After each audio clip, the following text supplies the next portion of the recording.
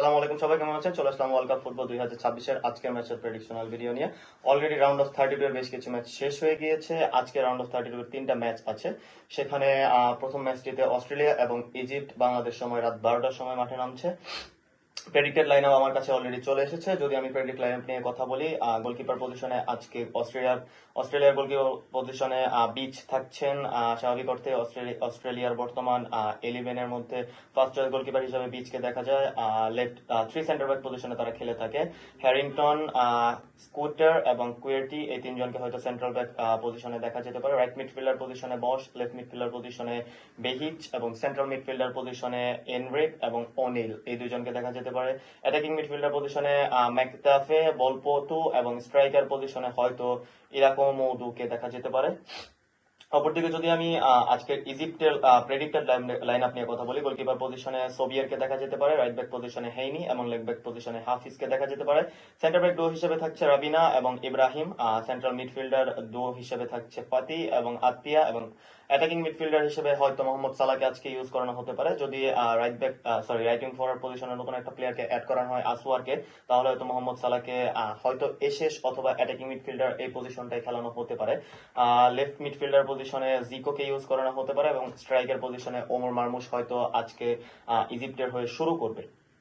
যদি আমি অস্ট্রেলিয়া এবং ইজিপ্টের হেড টু হেড নিয়ে কথা বলি, তাদের মধ্যে একটা ম্যাচই হেড টু হেড হয়েছিল, সেখানে ইজিপ্ট ম্যাচটি জিতে নিয়েছিল। টোটাল 3টা গোল হয়েছিল। অস্ট্রেলিয়া 3-0 ব্যবধানে ম্যাচটি হেরে গিয়েছিল ইজিপ্টের সঙ্গে। স্বাভাবিক অর্থে স্ট্যাটসের দিক থেকে ইজিপ্ট কিছুটা এগিয়ে। বর্তমান সময়ে ওয়ার্ল্ডের ফিফা র্যাঙ্কিং এ অস্ট্রেলিয়ার অবস্থান 28তম এবং ফিফা র্যাঙ্কিং এ ইজিপ্টের অবস্থান 26তম। স্বাভাবিক অর্থে র্যাঙ্কিং এর দিক থেকে খুব ক্লোজ হলেও ইজিপ্ট স্লাইটলি একটু এগিয়ে অস্ট্রেলিয়া থেকে। অস্ট্রেলিয়া তাদের গ্রুপ পর্ব পার করে এসেছে দ্বিতীয় অবস্থান থেকে। সেখানে ইউএসএ ফার্স্ট হয়েছিল, অস্ট্রেলিয়া সেকেন্ড এবং প্যারাগুয়ে থার্ড হয়েছিল। অলরেডি প্যারাগুয়ে জার্মানিকে নকআউট স্টেজে জার্মানিকে হারিয়ে দিয়ে রাউন্ড অফ 16-এ চলে গিয়েছে। সেখানে অস্ট্রেলিয়ার জন্য বড় একটা চ্যালেঞ্জ হতে যাচ্ছে, কারণ ইউএসএ এবং প্যারাগুয়ে দুইটি টিমই তাদের অনবদ্য পারফরমেন্সের মাধ্যমে রাউন্ড অফ 16-এ জায়গা করে নিয়েছে। সেখানে যদি আজকে অস্ট্রেলিয়া রাউন্ড অফ 16-এ জায়গা করে নেয়, গ্রুপ ডি এর থেকে 3টি যে দল এই বিশ্বকাপের রাউন্ড অফ 32-তে চলে উঠেছিল, সেখান থেকে 3টি দল রাউন্ড অফ 16 খেলবে। ওয়ান কাইন্ড অফ রেকর্ড হতে চলছে বলা যায়। অপরদিকে ইজিপ্ট তাদের গ্রুপে দ্বিতীয় স্থানে অবস্থানে শেষ করেছিল, বেলজিয়াম তাদের গ্রুপে প্রথম হয়েছিল, ইরান তৃতীয় এবং নিউজিল্যান্ড চতুর্থ হয়েছিল।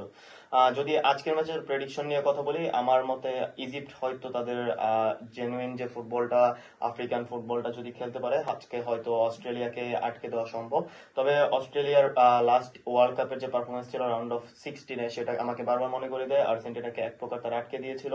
2-1 ব্যবধানে যদিও তারা ম্যাচটি হেরে গিয়েছিল আর্জেন্টিনার বিপক্ষে, তবে আজকের ম্যাচে তাদের সেই ক্যাপাবিলিটি আছে ইজিপ্টকে হারানোর মতো এবং ইজিপ্টকে ওয়ান কাইন্ড অফ ধরাশায়ী করার মতো অবস্থা তাদের আছে।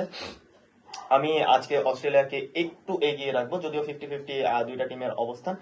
হয়তো অস্ট্রেলিয়া আজকে লেট উইনারের মাধ্যমে ম্যাচটি জিতে নিতে পারে। আপনারা আপনাদের প্রেডিকশন জানাতে পারেন আমাদের YouTube channel sports zone live বিটিতে, অথবা যে কোনো ধরনের মতামত জানাতে পারেন আমাদেরকে ফেসবুক অথবা ইউটিউবের মাধ্যমে। Thank you very much.